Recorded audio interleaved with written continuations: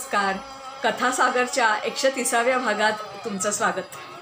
आणि आजच्या कथेचं नाव आहे रणावीण स्वातंत्र्य कोणा मिळाले. रणावीण स्वातंत्र्य कोणा मिळाले. मी जेव्हा बोलतेय तेव्हा तुम्हाला बॅकग्राऊंडला एक वेगळा आवाज येतोय बघा. आहे ओळखीचा आवाज हा? मला नक्की खात्री आहे की हा आवाज तुमच्या सगळ्यांच्या ओळखीचा आहे. आनंदमठ हा जो चित्रपट होता बंकिमचंद्र यांच्या कथेवर आधारित, त्याच्यामधलं हे गाणं आणि त्याच्यानंतर मग हे जे काही वंदे मातरम हे शब्द होते ना, हे आपल्या स्वातंत्र्याचा मंत्र झाले. आज आपण अर्थातच या बंकिमचंद्र त्यांनी आनंदमठ कादंबरी आणि हा चित्रपट ज्याच्यावरून बनला ते ज्याचे हिरो होते ना, अशा साधूंच्या विषयी बोलणार आहोत. तुम्ही म्हणाल की स्वातंत्र्य लढा आणि साधू. हां, शनिवारची गोष्ट मला पूर्णपणे माहिती आहे की शनिवारी आपण फक्त आणि फक्त स्वातंत्र्य लढ्याच्याच गोष्टी करतो आणि त्याच्यामध्ये साधूंचा सहभाग घेतल्याशिवाय आपल्याला पुढे जाताच येणार नाही. खरं पाहायला गेलं की साधू म्हटलं की आपल्याला वाटतं की साधू संत फकीर, आपल्याला वाटतं देवाचं नाव घ्या, देवावर विसंबून ठेवा आणि शांत बसा, असं काहीतरी सांगणारे, अध्यात्म काहीतरी बोलणारे. हे जरी खरं असलं तरी साधू आणि खास करून नंगा साधू किंवा नागा साधू जे म्हणतात ते होणं बिलकुल बिलकुल बिलकुल सोपं नसतं. आपण त्यांना कुंभमेळ्याच्या वेळेला बघतो, जटा वाढवलेल्या आहेत, पिंजारलेल्या आहेत, वेगवेगळे काहीतरी रुद्राक्षाच्या माळा बिळा असं काय काय घातलं आहे, हातात त्रिशूळ घेतलेला आहे, लाल लाल लाल गुंजेसारखे डोळे आहेत, अंगाला सगळीकडे राख फासून घेतली आहे, तोंडाला बिंडाला असे पांढरे पट्टे काढलेले आहेत. आणि मग ते भयानक, आपल्याला माहितीच नसतं की ते काय, त्यांचा रोल काय, ते कोण आहेत, किती ज्ञानी आहेत, काय आहे, काही माहिती नसतं. पण हे जे साधू असतात, विशेषतः नागा साधू, हे होण्यासाठी 12 वर्षाची तपश्चर्या त्यांना करावी लागते. त्याच्यामध्ये जसं संस्कृत शिकवलं जातं, वेगवेगळ्या विद्या शिकवल्या जातात, तशी युद्धविद्यासुद्धा शिकवली जाते. पूर्वीसुद्धा युद्धविद्या होती, पण खास करून जेव्हा आपल्यावर आक्रमणं सुरू झाली, मुघल, तुर्क, अफगाण, त्यावेळेला शंकराचार्यांनी मागे एका भागात आपण बघितलं होतं की मठ वेगवेगळे स्थापन केले, वेगवेगळे साधुसंत पुढे आले, आणखीन त्यांनी वेगळ्या म्हणणं तसं यांनी 4 मठ स्थापन केले आणि त्या ठिकाणी साधूंसाठी खास प्रशिक्षण सुरू केलं आणि यांना युद्धकलेत तरबेज बनवलं गेलं. देऊळ, धर्मस्थळ आणि धर्म यांचं रक्षण करणं हे यांनी कर्तव्य मानलं. असं म्हणतात की धर्मासाठी मरावे, मरोनी अवघ्यास मारावे, मारिता मारिता घ्यावे, राज्य आपुले, असं संत रामदास यांनीही सांगून ठेवलं आहे.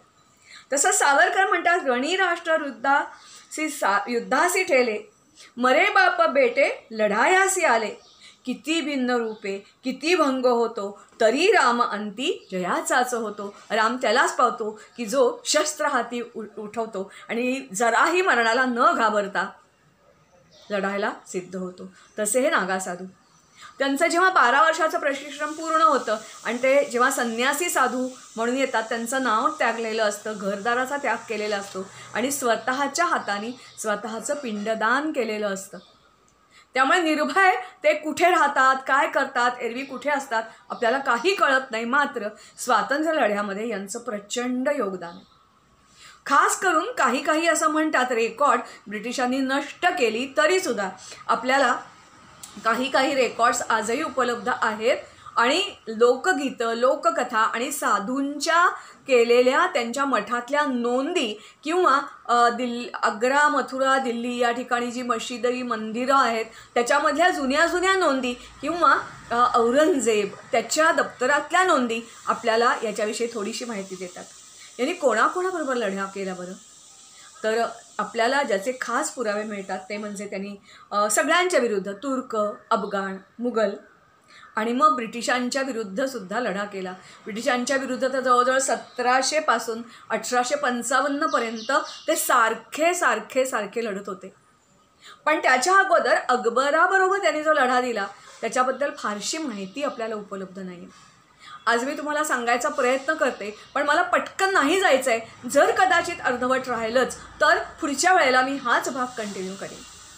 पण औरंगजेबाच्या बाबतीमध्ये मात्र आपल्याला नक्की नोंदी आढळतात. त्याच्याही पूर्वी कुतुबुद्दीन ऐबक जो आलेला होता, त्या कुतुबुद्दीन ऐबकनी 1194 मध्ये अशा प्रकारे काशी विश्वनाथ ह्या सगळ्या देवळांवर आणि हिंदूंवर अत्याचार केले होतेच होते. त्याही वेळेला लढा दिला होता. सिकंदर लोधी 1885 तेव्हाही लढा दिला होता. मात्र औरंगजेबाच्या काळामध्ये जेव्हा त्यांना लढा दिला गेला त्याची नोंदी आपल्याला उपलब्ध आहेत ते 1664 काशी विश्वेश्वराचं जे देऊळ आहे ना, त्या काशी विश्वेश्वराच्या देवळामध्ये तिथे साधू एकत्र जमले आणि त्यांनी औरंगजेबाच्या सेनेला चक्क पळवून लावलं, कापाकापी केली. त्यांनी जे काही औरंगजेबानी जे काही अत्याचार केले होते त्याचा बदला घेतला. याचा परिणाम म्हणजे त्याच्या पुढची परत 5 वर्ष औरंगजेब इकडे वळाला नाही. 1669 साली पुन्हा तो काशी विश्वनाथकडे वळला. आता मला वाटते जसा राम मंदिराचा इश्यू आहे तसा हा पण ज्ञानवापी मंदिर आणि काशी विश्वनाथ मंदिर याचा कोर्टामध्ये केस सुरू आहे. आपली मंदिर म्हणजेच ज्याला 12 ज्योतिर्लिंगापैकी एक लिंग त्या ठिकाणी या औरंगजेबानी आज्ञा दिल्या. त्या आज्ञा उपलब्ध आहेत. शिवाजी महाराजांनी सुद्धा नोंद केलेली आहे. त्यांच्याही दप्तरात ही आज्ञा आणि त्याचा परामर्श कसा घेतला ते सगळं सापडतं. आणि आत्ताचं जे देऊळ आहे ना ते देऊळ अहिल्यादेवी होळकर यांनी बांधलेलं आहे. मात्र याच्यापूर्वी कितीतरी वेळा हे मंदिर पाडलं गेलं आणि पुन्हा पुन्हा बांधलं गेलं. इतका डिटेल अकाउंट आपल्याला नाही देता येणार, पण ही गोष्ट खरी आहे की त्यांनी पाडायचं आपण बांधायचं, त्यांनी पाडायचं आपण बांधायचं असं अनेक वेळा घडलं. आणि असं म्हणतात ते जे ज्ञानवापी मंदिर आहे ना त्याच्यामध्ये खरं जे मूळ ज्योतिर्लिंग होतं ना ते पाण्यात टाकून लपवून ठेवलेलं आहे, त्याला भ्रष्ट करू नये म्हणून. ती जी मशीद आहे ती देवळाचाच भाग काही पाडून, कारण असे पुरावे काही खांब वगैरे आजही मशिदीमध्ये आढळतात की जसं कोरीव काम कधीच कधीच कधीच नसतं. याही वेळेला या साधूंनी लढा दिला. त्याच्यानंतर दुसरा 1857 ब्रिटिश काळ याच्यापूर्वी अब्दाली जो होता त्या अब्दालीच्या विरुद्ध दिलेल्या लढ्याचं मात्र अतिशय इत्तंभूत छान वर्णन आहे. तुम्ही सुद्धा यूट्यूबवर जाऊन हे व्हिडिओज बघू शकता. हा जो अब्दाली आला तुम्हाला सगळ्यांना माहिती आहे, गेल्या वेळेला आपण त्याचा उल्लेख केला होता की त्यांना मुद्दामून बोलवलं होतं ना, रोहिले जे होते त्यांनी मुद्दामून बोलवलेलं होतं. आणि गझवा हिंद जे सगळा हिंद जो आहे हिंद प्रदेश जो आहे तो मुस्लिम करायचा, नॉन हिंदू करायचा, यांनी हा अब्दाली आलेला होता. गंमत म्हणजे सुरुवातीला तो जेव्हा आला तेव्हा काबूलवरून निघाला तेव्हा दिल्लीमध्ये येईपर्यंत त्याला फारसा विरोध झाला नाही, तो आरामात येऊ शकला. दिल्लीमध्ये त्यांनी नेमकं काय केलं आपण मला वाटतं गेल्या वेळेला थोडक्यात वर्णन बघितलं होतं. दिल्ली त्यांनी अक्षरशः खडून काढली. सगळ्या दिल्लीभर मुणक्यांच्या राशीच्या राशी उभ्या राहिल्या. जिकडे तिकडे रक्तामासाचा चिखल पडला. सगळ्यांची घरं दारं 12 कोटी त्यावेळेचे एवढी लूट. त्याच्याशिवाय राजाच्या म्हणजे बादशहाच्या खजिन्यातील लूट त्यांनी केली ती वेगळीच वेगळी. आणि मग त्याच्यावर त्यांनी समाधान मानलं नाही. आता मात्र तो निघाला काशी, वृंदावन, आग्रा इकडे. आणि मग मथुरेला जेव्हा तो आला तेव्हा मात्र त्याच्या वाटेत उभे होते 2000 साधू, नागा साधू. सुरुवातीला त्यांनी जे 2 सरदार मुद्दामून नेमले होते अब्दालीनी, देवळं पाडा, सगळी देवळं पाडा. आणि जे दिल्लीत केलं तेच सगळी यमुना रक्ताने लाल होऊन गेली होती. हा सगळा भाग सगळा घाण, माणसं मारली, किती माणसं, मुलांना उभंच्या उभं कापलं, पुरुष आणखीन म्हातारे कोतारे जे होते त्यांना मारून टाकलं, स्त्रियांना आधी लुटलं आणि मग काही जणींना गुलाम म्हणून नेण्यासाठी बंदिस्त केलं. सगळीकडे कित्येक महिने त्याच्यानंतर रोगराई पसरलेली होती. असं सगळं करत ह्या सगळ्या वार्ता या साधूंच्या याच्यामध्ये येत होत्या. आणि हे साधू, नागा साधू 2000 तिथे जमलेले होते.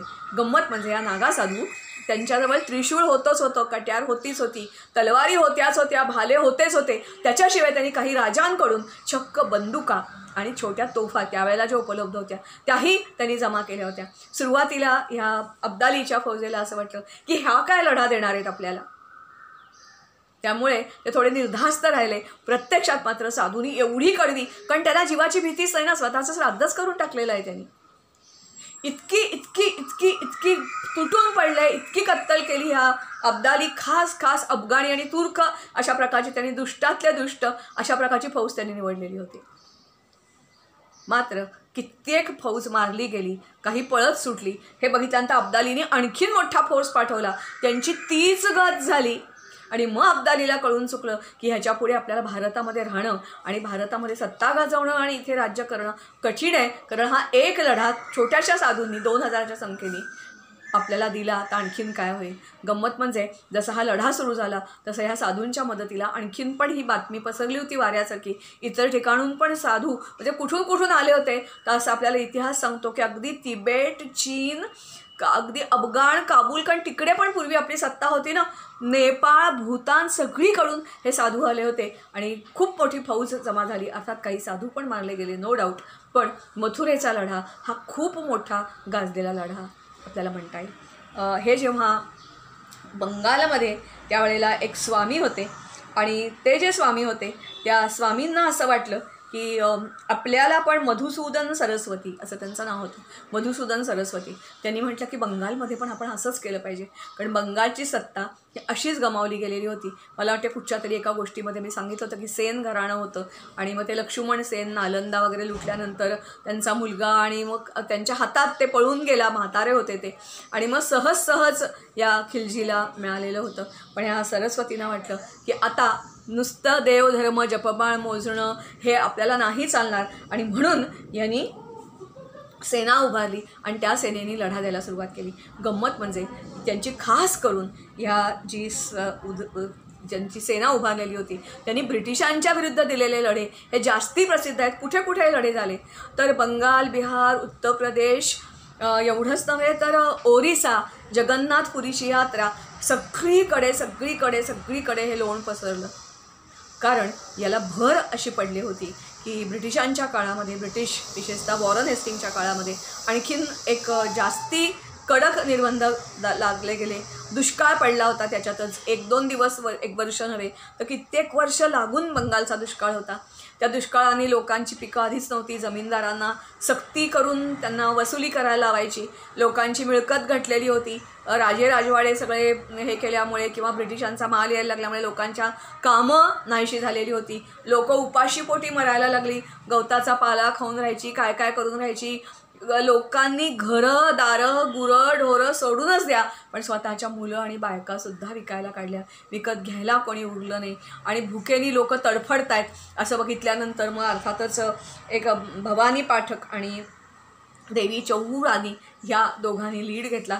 त्यांना कोणी डाकू म्हणत, कारण हे श्रीमंतांचे पैसे लुटायचे आणि गरिबात वाटायचे. याच्याशिवाय हे कधी पकडले जायचे नाहीत. का बरं? कारण हे जनतेत मिसळायचं नाही. त्यांचं राज्य नव्हतं ना की ही बाबा कानपूर राजधानी आहे, लखनौ राजधानी, असं काही नव्हतं. हे फिरते होते इकडे तिकडे भटकणारे. जिथे धर्मयात्रा, जिथे उत्सव जो असेल त्या ठिकाणी हे जाणार होते. त्यामुळे त्यांना पकडणं सोपं व्हायचं. लोकांना आश्रय लोक सहजपणे ह्यांना द्यायचे, पटकन ओळखता यायचं नाही, कारण त्यांचा युनिफॉर्म नव्हता स्वतःचा. आणि सगळ्यात महत्त्वाचं, हे जंगलात दडून बसायचे, कारण त्यांना असं काही ऐशो आराम वगैरे काही नकोच होतं ना. आणि मग जेव्हा ह्या ब्रिटिशांचा ताफा जायचा किंवा त्यांचा खजिना वाहून नेला जायचा त्यावेळेला त्याच्यावर हे हल्ला करायचे आणि मग जे वसुली करणारी माणसं होती त्यांना वेचून मारायचे. ब्रिटिश त्यांच्यापर्यंत येईपर्यंत ते कुठे गायब झालेले असायचे, पळून गेलेले असायचे, ब्रिटिशांच्या हाती सापडायचे नाहीत. आत्ता मी जे म्हटलं तुम्हाला की देवी चौधू राणी, हिच्यामुळे अनेक स्त्रियासुद्धा या स्वातंत्र्य लढ्यात ओढल्या गेल्या. 1-2 नव्हे तर 1700 पासून ते 1855 पर्यंत, म्हणजेच 1857 तुम्हाला सगळ्यांना माहीत आहे, जो पहिला सावरकर त्याला म्हणतात स्वातंत्र्य लढा, तर ब्रिटिश त्याला म्हणतात पहिला उठाव. हा होईपर्यंत जंगलात टोळ्या करून राहणारे हे साधू जे होते, या साधूंनी सतत म्हणजेच पहिल्यांदा त्यांनी कोणाकोणाला लढा दिलेला होता तर अगदी सुरुवातीला कुतुबुद्दीन ऐबक 1194, सिकंदर लोदी 1595, अकबर, औरंगजेब, अब्दाली, मग ब्रिटिश, या सगळ्यांशी लढा या साधूंनी दिला. सगळ्यात महत्त्वाची गोष्ट म्हणजे जगन्नाथ यात्रेच्या वेळेला तर जवळजवळ 50,000 साधू जमा झालेले होते आणि ह्या सगळ्यांनी मिळून लढा दिला. त्यांनी मगाशी मी जे म्हटलं रणवीण स्वातंत्र्य कोणा मिळाले ते त्यांनी सिद्ध करून दाखवलं. आणि पहिल्यांदा जे गाणं आपण ऐकलं होतं, कोणतं गाणं ऐकलं होतं आठवतं आहे? वंदे मातरम. तर वंदे मातरम हा अर्थातच मग मंत्र बनला. आणि मग कशासाठी लढायचं तर स्वधर्म आणि स्वराज्य याच्यासाठी लढायचं. आपण यांनीच एंड करूया.